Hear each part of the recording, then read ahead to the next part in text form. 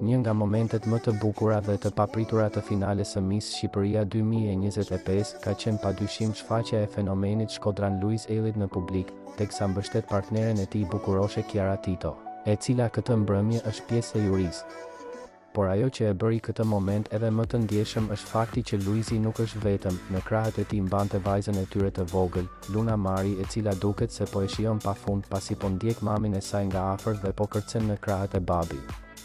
Mes publikut të shumtë dhe dritave të skenës, Luizi u vure teksa qëndronte në këmbë, duke mbajtur Lunën me kujdes e dashuri të veçantë.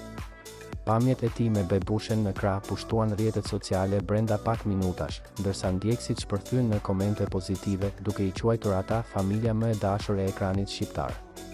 Duket se Luizi nuk e ka lënë vetëm partneren e tij, por ka zgjedhur të shkojë dhe ta ndjek nga afër pjesëmarrjen e saj si anëtare e jurisë.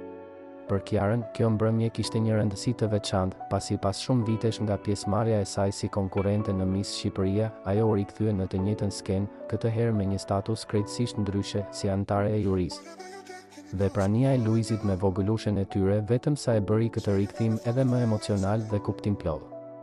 Të gjithë mbështetësit dhe dashamirësit e saj kanë reaguar menjëherë dhe kanë vërshuar me qindra mijëra komente dhe mesazhe kundrejt tyre, por sidomos kundrejt bebushes që ua ka marrë zemrën Lunës.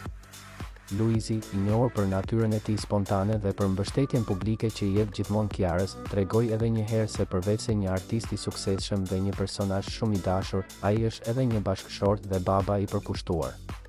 Ai nuk zgjodhi të qëndronte pas kuintave, por mes publikut, duke treguar krenarinë dhe dashurinë për dy vajzat më të rëndësishme të jetës së tij.